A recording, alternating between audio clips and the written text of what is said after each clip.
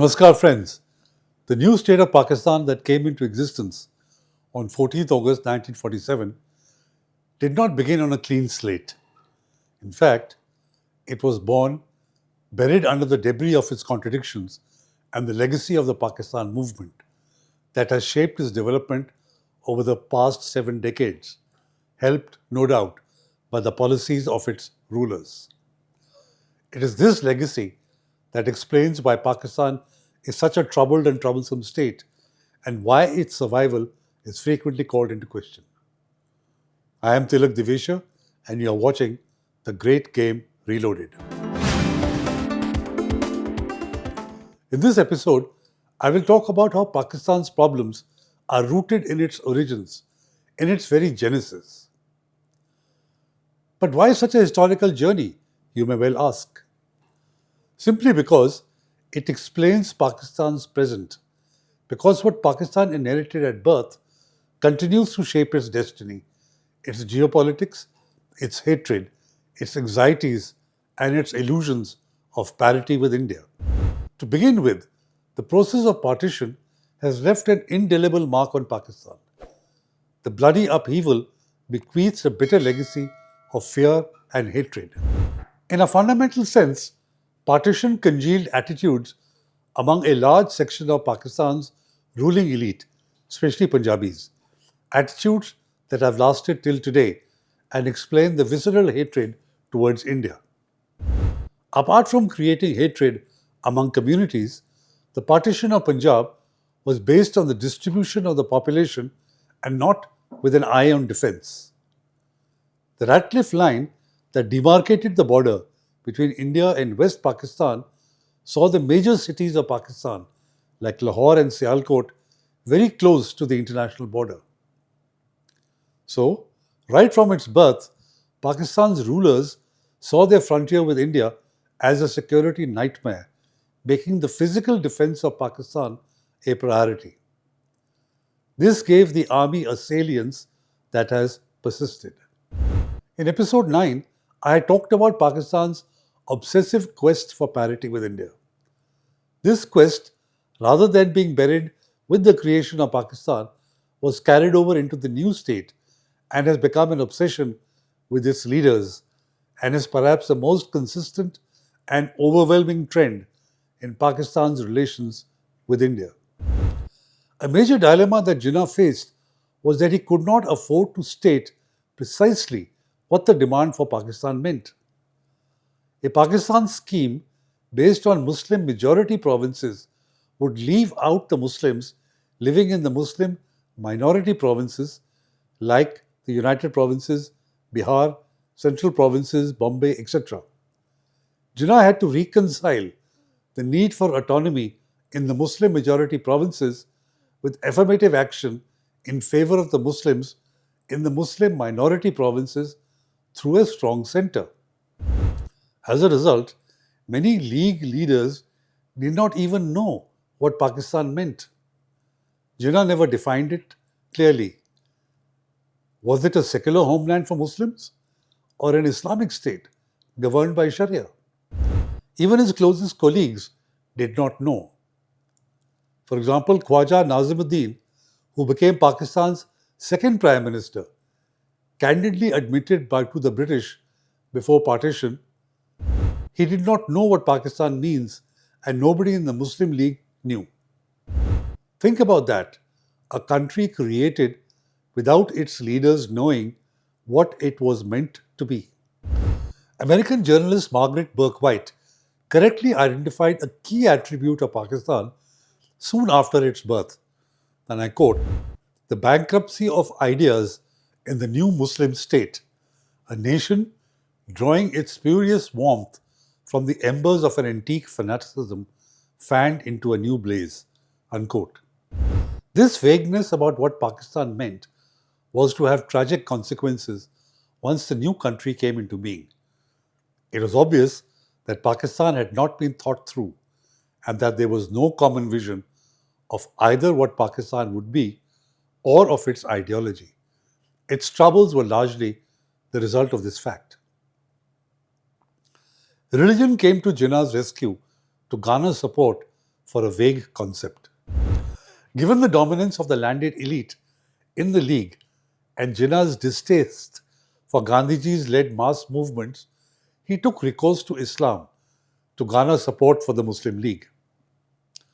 Slogans like Pakistan ka matlab kya and the answer being the kalma were liberally used. The opportunistic use of Islam to win the 1945-46 elections was to unleash forces over which neither Jinnah nor the Muslim League nor successive rulers in Pakistan would have any control. This would become a millstone round the neck of its leaders after Pakistan was created, because there was no way that the religious genie could be put back in the bottle.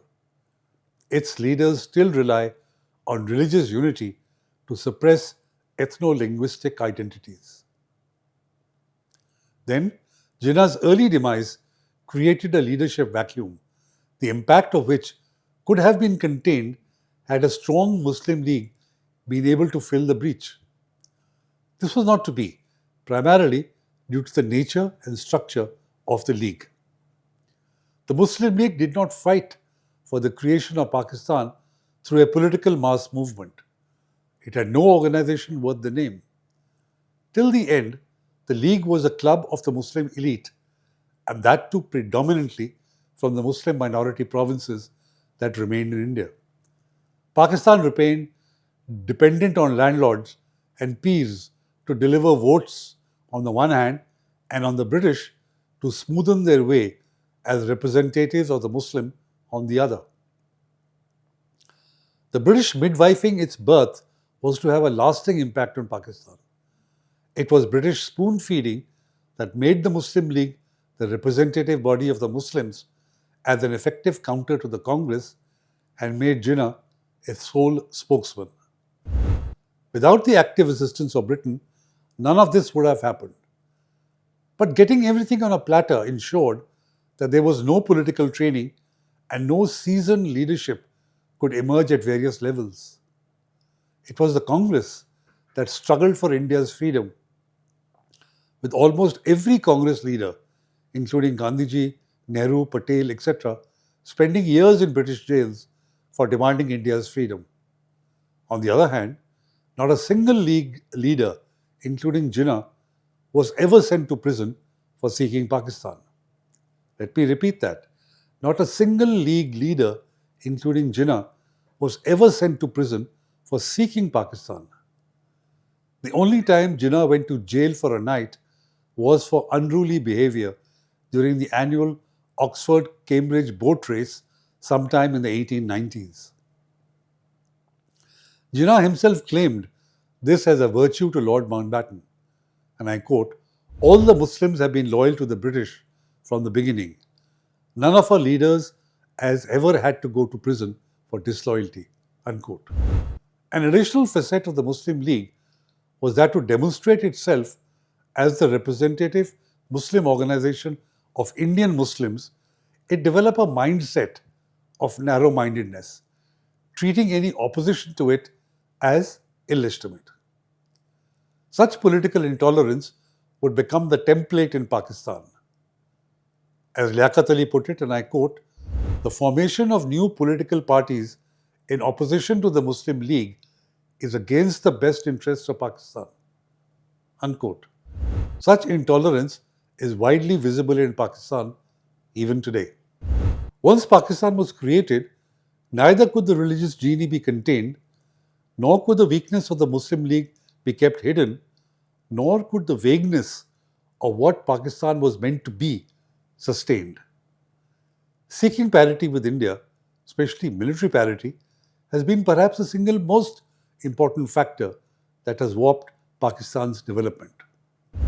Jinnah's early demise ensured that confusion continued on whether Pakistan was to be modelled on his 11th August 1947 speech to keep religion out of politics, or Pakistan would be an Islamic state as per the League's own statements just before partition. Given these formidable issues, Pakistani leaders harked back to the last stages of the Pakistan movement, in which religion had provided the glue to forge Muslim unity. They chose to define a common Pakistani national identity in religious terms. The fundamental error was that while religion could create temporary unity, especially when faced with a supposed external threat, forging long-term unity or national identity by suppressing ethno-linguistic identities was far more challenging. Even after the sell-by date of religious unity, as demonstrated with the separation of East Pakistan in 1971, Pakistan has continued to harp on it with adverse consequences. Thus, the Pakistan that came into existence on 14th August 1947 had to carry a heavy burden for which it has paid and continues to pay an enormous price. The superstructure of Pakistan, built on such foundations, was bound to be skewed, shaky, and suspect. Over the decades, the weight of this legacy has grown heavier, beckoning it towards the abyss. The consequences of such a flawed legacy is that Pakistan's leaders still don't understand that nation building is not magic. You don't get it on a platter. It is responsibility, planning, sacrifice, and unity built on inclusion, not exclusion. The debris of history still falls on Pakistan because it never cleared the foundations it was built upon. Let me end with an anecdote that you would find quite amazing. According to Jinnah's personal physician, once Jinnah, recuperating in Ziyarat, lost his cool while speaking to Liaquat Ali, who had come to see him. Jinnah described Pakistan as, quote unquote, the biggest blunder of my life. Liaquat Ali, upon emerging from Jinnah's room, was heard to murmur, quote, the old man has now discovered his mistake, unquote. The story was printed in a Pakistani daily in November 1987 and quotes Jinnah as saying, if I now get an opportunity, I will go to Delhi and tell Jawaharlal to forget about the follies of the past and become friends again, unquote. Thank you for watching. Please like, share and comment. See you soon with another episode. Till then, I am Tilak Devasher. Namaskar and Jai Hind.